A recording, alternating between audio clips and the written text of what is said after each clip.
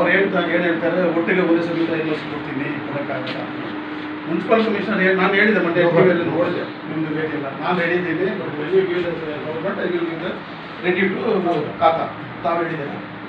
ಅವರು ಈಗ ಫೋಟೋ ಕೆಲವರು ಮಾಡಿಬಿಟ್ರು, ಯಾವುದು ಪ್ರಗತಿ ದೋಷಿ ಫೋಟೋ ಮಾಡಿಬಿಟ್ಟು ಪೊಸಿಷನ್ ಮಾಡಿದ್ದಾರೆ, ಅದು ಇಶ್ಯೂ ಮಾಡಿಬಿಟ್ಟು ಕೆಲವರು ಕ್ಯಾಬಿನೆಟ್ ಚೇಂಜ್ ಆದಮೇಲೆ ಇವರು ಕಿಶನ್ ರೆಡ್ಡಿ ಹಾಕ್ಬೇಕಂತಾರೆ BJP ಅವರು ಯಾವಾಗ ಆಗ್ತಾರೆ, ಅವ್ರು ಯಾವಾಗ ಫ್ರೀ ಇರ್ತಾರೆ, ಎಲ್ಲ ಕ್ಯಾಬಿನೆಟ್ನಲ್ಲಿ ಬಿಸಿ ಇರ್ತಾರೆ.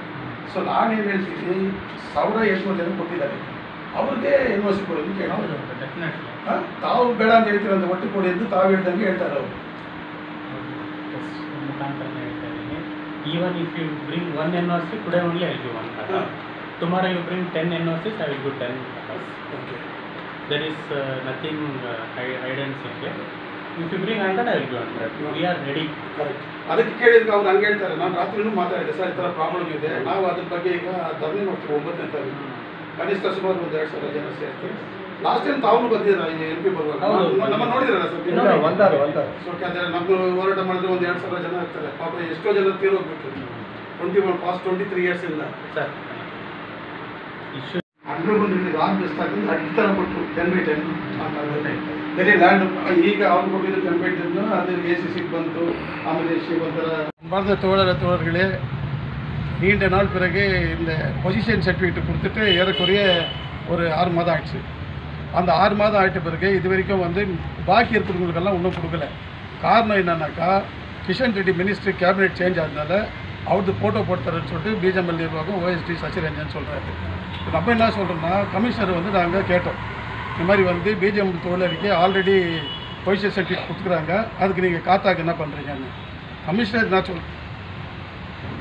என்ன சொல்கிறாருன்னா, இந்த மாதிரி வந்து ஒரு ஆள் கொடுத்தா கூட நீங்கள் பொசிஷன் சர்டிஃபிகேட் வந்து NOC வாங்கினவங்க, பொசிஷன் சர்டிஃபிகேட் நாட் இம்பார்ட்டன்ட்டு, நீங்கள் NOC வாங்கினவங்க BJML ஒருத்தர்னா வாங்க, 10 பேர்னா வாங்க, இல்லை 100 பேர்னா வாங்க, நான் ரெடி டு காத்தாக்கு நீங்கள் பணம் கட்ட வேண்டிய அவசியமே இல்லை. கமிஷனர் சொல்லிட்டாரு, நாங்கள் வந்து BJML கிட்டே வாங்கிக்கிறோம் காசு, டேக்ஸ் எல்லாம் அவங்ககிட்ட வாங்கி, நீங்கள் என்றைக்கு காத்தா இஷ்யூ பண்ணுறவங்களுக்கு அன்னிலிருந்து அடுத்த வருஷத்துக்கு தான் நீங்கள் டேக்ஸ் கட்ட வேண்டி வரும், அதுக்கு முன்னே நீங்கள் கட்டக்கூடாதுன்னு ரொம்ப தெளிவாக சொல்லிக்கிறாரு.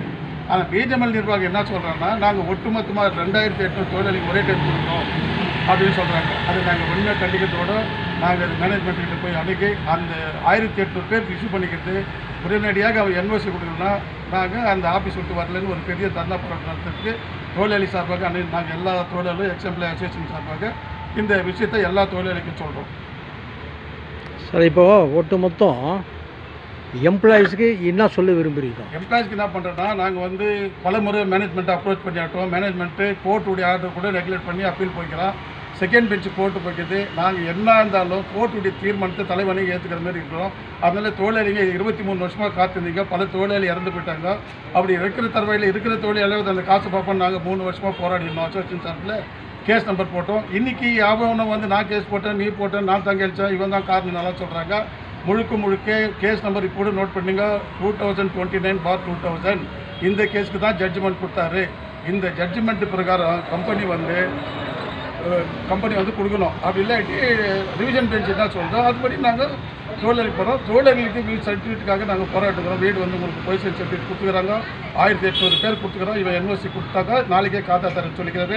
அதனால் நாங்கள் மேனேஜ்மெண்ட்டை நீயும் அணுகிறோம். அவர் சப்போஸ் ஒர்க்குகள் தான் 9ஆம் தேதி ஒட்டுமொத்த தொழிலாளி தாய்மார்கள் வாலிபர்கள் எல்லோரும் ஒன்று சேர்த்து மாபெரும் தர்ண போராட்டம் 9ஆம் தேதி நடைபெறும். அப்போ நீங்கள் எல்லாம் வந்து கலந்துக்கணும்னு தொழிலாளி சார்பாகவும் எக்ஸாம்பிள் அசோசியேஷன் சார்பாக தொழிலாளிக்கு வேண்டி கேட்டுக்கொள்கிறோம். ஓ, கேஸ் ஒரு பக்கம் இருக்கட்டும். இப்போ டேக்ஸ் விஷயமா கிளியர் கட்டாக சொல்லிட்டாரு இல்லைங்களா? ஆமாம், டேக்ஸ் கட்டினா தான் எல்லாத்துக்குமே நல்லது. ஆமாம். தொழிலாளி வந்து அவனுடைய ப்ராஃபிட் சேல்டேட் ஆகிட்ட பிறகு எப்போ ஒன்று காத்தா கொடுத்த பிறகு உண்டாயிடுச்சு. நீ உண்டாயிட்ட பிறகு கண்டிப்பாக நீ காசு கட்டியே தீரணும். அது 300, 200, 500 உன் பிளின்த் ஏரியா பொறுத்துது. அது வந்து நாளைக்கு government, central government, state government ஹேண்டியர் ஆகிட்டு பிறகு ஸ்டேட் கவர்மெண்ட் ரெவன்யூ மினிஸ்ட்ரி என்ன சொல்கிறானோ, ஒரு அடிக்கு எவ்வளோ ஸ்கொயர் ஃபீட் சொல்கிறானோ அதுமாரி நம்ம காசு கொடுக்கறதுக்கு நம்ம தயாராக இருக்கணும். இதுதான் மேனேஜ்மெண்ட் வெறும் NOCயும் டேக்ஸ் அவன் தான் கட்டணும் இந்த நாள் வரைக்கும். எப்போ நீ காத்தா வாங்குறியோ காத்தாக்கு பிறகு வந்து நம்ம தான் டேக்ஸ் கட்டணும். அது 2001 இது இப்போது கொடுக்குற காத்தா NOC கொடுக்குற இன்னைக்கு காத்தா கொடுத்தோம், நெக்ஸ்ட் இயர் தான் நீ காசு கட்ட வேண்டிய ஒரு டேக்ஸு. அதனால தொழிலாளிகளுக்கெல்லாம் அருமையாக பொறுமையாக காத்துட்டு இந்த பிரச்சனைகளுக்கு வீடு பொசிஷன் சர்டிஃபிகேட் வாங்கிட்டு கூட NOCக்கு நாங்கள் ட்ரை பண்ணுறோம்.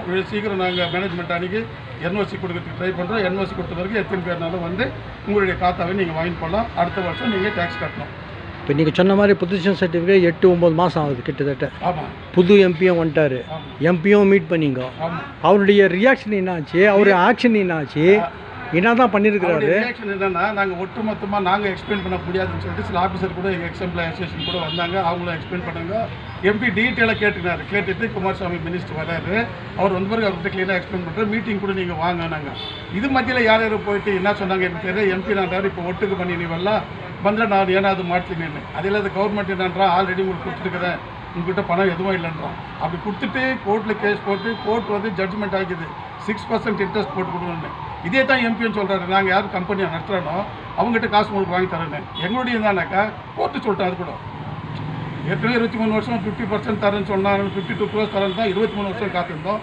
இனிமேலும் நீங்கள் சொல்கிறது கேட்டு நாங்கள் வந்துட்டு நாளைக்கு கவர்மெண்ட் இல்லைன்ட்டாங்க, நாளைக்கு யாரும் சேல்ஸ் இல்லை, நாளைக்கு கம்பெனி எவனும் வாங்கலைன்னா நாங்கள் எங்கே போய் நிற்போம்? ஆல்ரெடி 1800 தொழிலாளி சேர்த்துட்டுக்கிறோம். இருக்கிறது 1200 குடும்பம். ஒரு நாளைக்கு டே பை டே ஒரு தொழிலாளி சேர்த்துட்டுக்கிறோம். ஏன்னா 65 வயசுக்கு மேலே தான் இருக்கிற தொழிலாளி எல்லாம் ஆல்ரெடி 23 வருஷம் ஆச்சு. புருஷம் பஞ்சாயத்து 2 பேருமே சேர்த்துட்டாங்க. வாரிசு இல்லாத கூட இருக்கிறாங்க குடும்பம்.